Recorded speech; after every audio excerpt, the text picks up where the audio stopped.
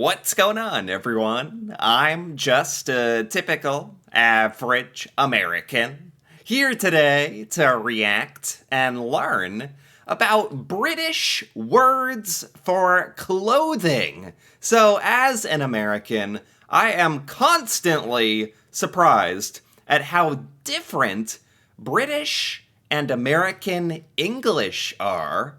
Some days I feel as though they might as well be different languages, to be honest. So today, I'm very interested in learning about what British people call all of the different clothing items, because I've heard a couple of these terms before, and it's quite confusing, like with the pants being different, and the trousers, but it also goes a lot deeper than that. I know there's a whole bunch of different clothing items that I've also never even heard of before that are different between America and Britain.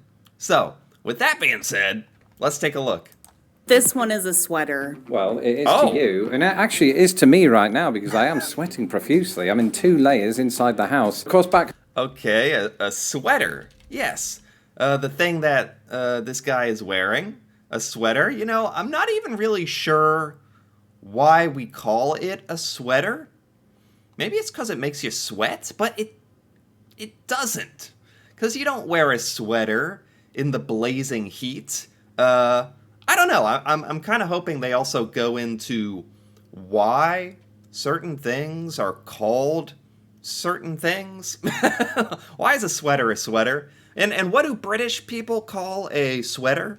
Back home, famously, we don't call this a sweater. This is known as a jumper. Do you know why? Because you jump around in it? I can't remember. Maybe it's something to do with sheep and jumping sheep and... I don't know. Yeah, seriously. A jumper. I think I've heard that one before. A jumper. Well, I've heard that word before, actually, for sure. I just never realized, like, what that even meant. I swear there's people in the United States that say the word jumper. I don't know if I think it must mean something else in the United States. Maybe. Anyway, that's what makes this all even more confusing, because we use some of the same words here in America and in Britain, like pants, but they mean different things. Like, if they were just different words, like if we called our trousers pants, and you guys called them squiggly boosh, then there'd be no confusion. I'd just be like, we have pants, you have squiggly boosh. Okay, but when they're the same word, it's confusing. So, okay, jumper. No. Wool. I don't really remember why, but I know that now that I am wearing it, it is causing me to jump and, ironically, sweat even more. So maybe I shouldn't do that. Apologies for the sound, folks. Apologies for everything. In Lawrence's defense, there might be a good reason he doesn't remember the word's origin, because its origins, a bit like Lawrence, are a bit uncertain. The lead theory is that it evolved from a Scottish English word, jupe, meaning a loose jacket or tunic. Oh, wow. We really are diving into the history a little bit, and I like that. Jumper might be an Old English word for jupe? I guess at least that makes sense a little bit, because goodness knows I don't know why we call it a sweater. I really think it is because it makes you sweat a bit. But why are you putting on a sweater or jumper in the blazing heat? Why would you do that? Why would you sweat in it? I don't know. Self-influenced by the old French word jupe, meaning skirt. One thing etymologists do agree on, however, is that the word has nothing to do with jumping or sheep. Okay. But while we're on the subject of the word jumper, that brings me on to something that we've been sort of debating over, and that's the sundress that you're wearing right now, this blue dress. Apparently, some Americans might know this as a jumper. What do you call it back home? And oh, is that what it is? Because I was pretty sure in America, sometimes people say the word jumper. And I have no idea what they're talking about. It's not a common word in American English. But I think it is a thing, and they're saying it's actually a sundress in America. I've never, I've never known what it is. I understand the British now for jumper is sweater, but in America, we don't say that word too much. But maybe it means sundress. I don't know. Actually, you're an American. What do you call it? I just call it a sundress. Yeah. Have you ever heard it referred to as a jumper before? I think maybe the little girl dresses that are sort of like pinafores are jumpers. Well, it's funny that you Yeah, it's funny. Actually, the American here is like a little confused about the word jumper because I'm exactly the same. I feel like we've heard it, and some people even use it, but we don't really know what they're talking about here. should use the word pinafore because apparently that's what we call it back in Britain. Pinafores are an apron. They can also be used as a dress sometimes. That's it. A pinafore? Do British people really use the word pinafore? An apron that is a dress? Is that even a thing? This might not even be an American thing that's the reason I don't understand. Might just be like I don't know anything about dresses thing. That's all. I think I'm going to get out of this perspirator now. Sweater. We talked about it before, but this list wouldn't be complete, of course, without these. Trousers, and you call them Pants. And Yes. if you're interested in knowing a bit more, Yes. Oh, we're going to learn a little bit more about this. That's good. This is exactly the same problem. We call them pants. British people call them trousers. We also say the word trousers in America to mean something else, which I'm not exactly sure what that is. Much like jumper here.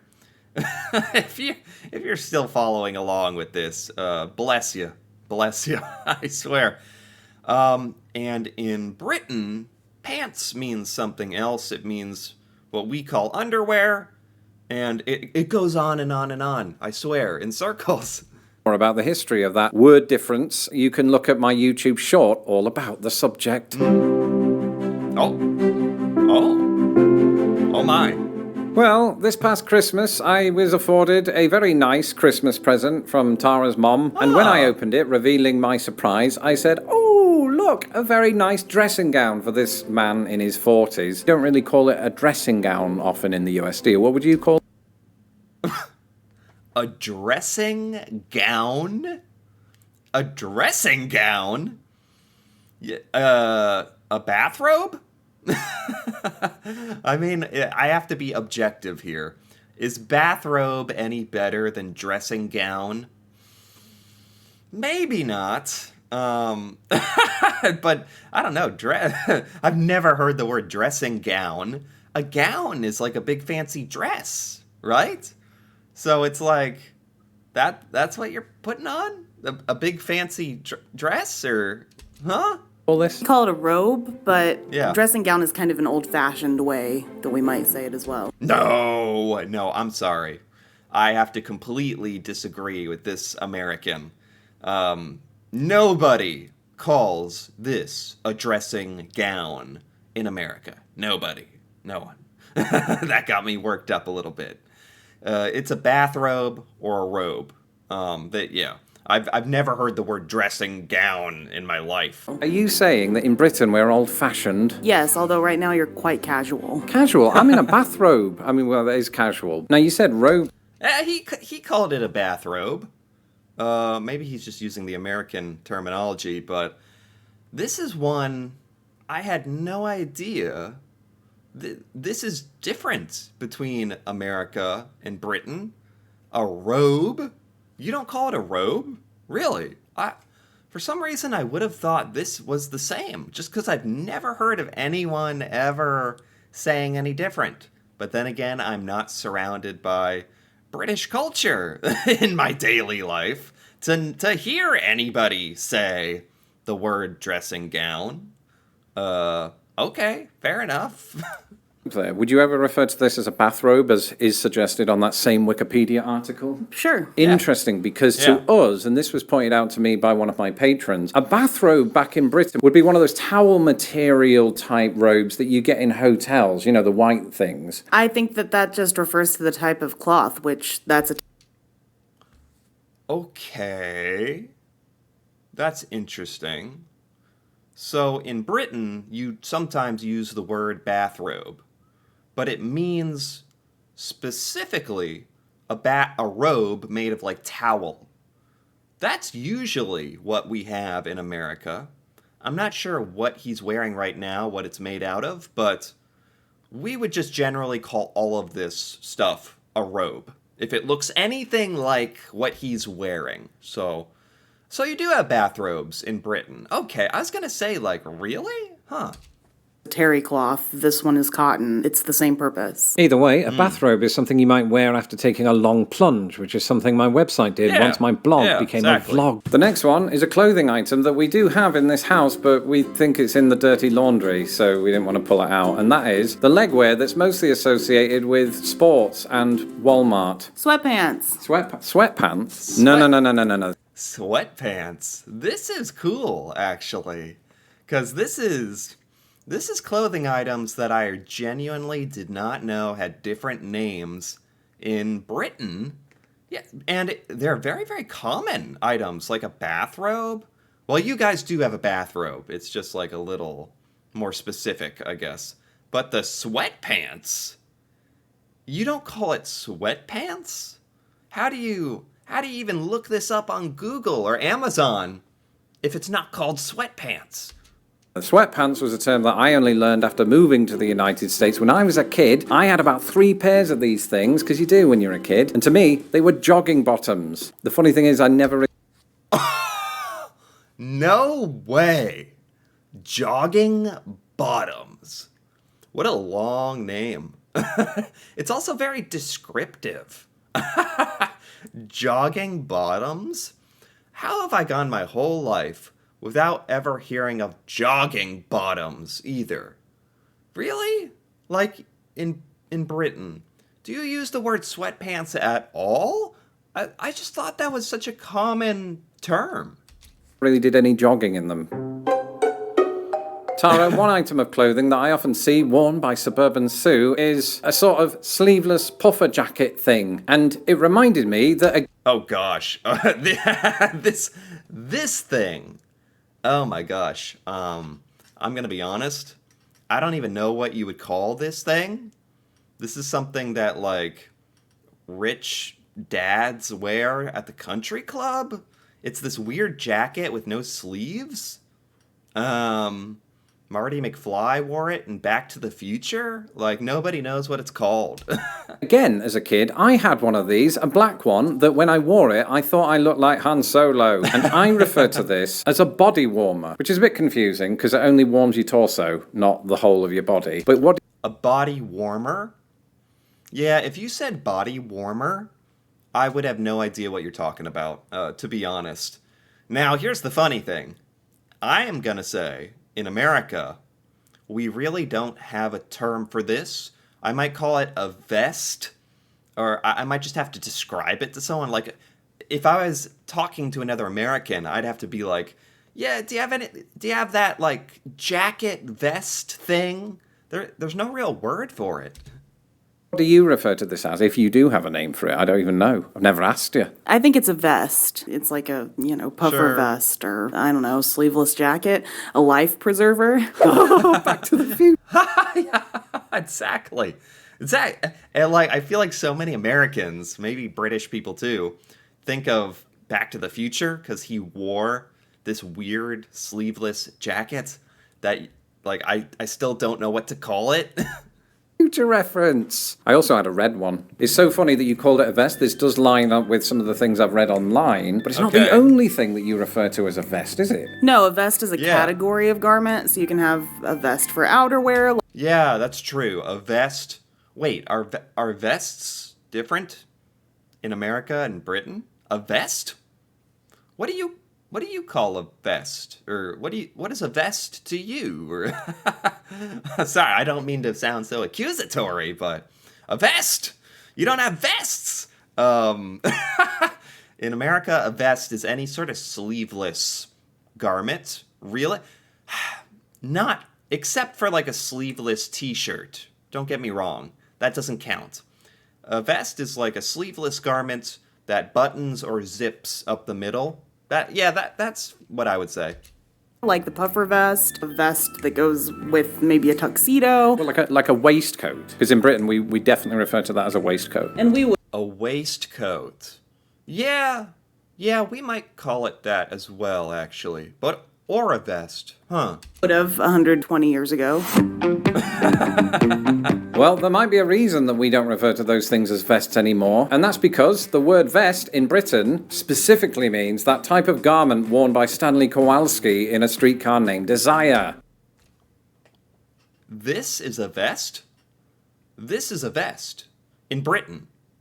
Really? This list today has been genuinely pretty shocking to me. I gotta say. This is a lot of... I like how these are really specific clothing items that we have different words for. Who knew?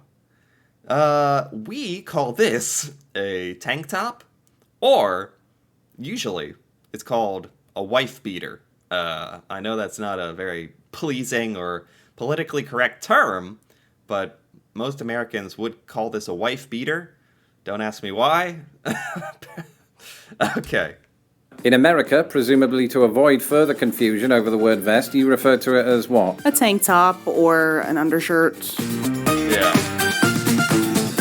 This one is near and dear to my heart because many years ago I played Winston Smith in a university production of 1984. And in that, they had us all wear what we refer to as boiler suits, those things that just cover your entire body. And they're usually dark blue, navy blue. I don't know why that is, but they are. But A boiler suit. Never heard of a boiler suit. It's funny that you have a specific term for this. Gosh, what would we call this? A uniform? I don't think we have a word for a boiler suit. you don't call them boiler suits. In fact, when I brought this up to you earlier, you were confused by that term. What? Yeah, like I don't... That sounds like a boiler suit. It's like, what? What are you doing at the boiler? Why do you have a suit on? Like, that means nothing to us Americans. Would you refer to these as? Just coveralls. Oh, that's weird. This gets weirder. Okay. What am I doing with the mic? It's all weird. Well, with those, it gets even more confusing still, because you refer to them as coveralls. An alternate name that we have for them in Britain is simply overalls. Oh, overalls? Oh my gosh, this is getting so confusing. You call this an overalls? We have a different object we call overalls. But I would also say we would call this a jumpsuit. This is a jumpsuit, now that I think of it. Once again, they're all over your body. It makes sense. Overalls means something else to you, doesn't it? An overall just has the straps, so it is over your body, but... Yeah, like the woman on the left, she's wearing overalls. The thing with just the two straps over your shoulders, or... This is, I mean, how is anyone supposed to keep all of this straight? Like, honestly. But it gets straps at the top, kind of like my dress, and then the rest of it is an overall. Okay, so that's why I was confused when I moved here, because to us, I've always known that as dungarees. Have you ever heard that word? Only... It just goes on and on. This just goes deeper and deeper. What did he just say? Did he say dungarees? Dungarees. That is a made-up word. I'm sorry. That's not a real word. Dungarees. He just made that up. From you, and it's very silly. Dungarees. It's a word that actually comes from Hindi, and I suspect that the reason that there's a difference here is that the British, of course, had a lot of involvement in India through their empire, and America didn't. That said, it turns out that some Americans might use dungarees to refer to denim jeans. No. Sometimes I just feel like it's my duty to jump in and say, no, Americans don't say that. Like, I don't want... We don't say dungarees to mean jeans or... No, that is not a thing. Okay, well, if I've learned anything from this video, it is that wearing a sweater indoors in May truly makes you sweat and jump. Have you learned anything today, or is this... Okay. Well, that sounds like the end. Thank goodness, because this was getting out of hand. Truly. I don't know if British people out there are just as confused as I am, but I did not realize that, I mean, literally every clothing item I can think of has a different name in Britain. You still call your socks socks, right? Right? Please? Like, oh my god. But at the same time, this is really, really fun to learn about. And now I can at least say I've heard of these terms. And I might remember some of this. The dungarees is kind of burned into my memory now. So I enjoyed this. Anyway, if you enjoyed this as well, feel free to give this video a like or leave a comment with your thoughts on any of these British versus American words for clothing items. And if you're interested in more videos like this, me reacting to Britain and British culture, feel free to subscribe for more. And until then, thanks for watching, and see you next time.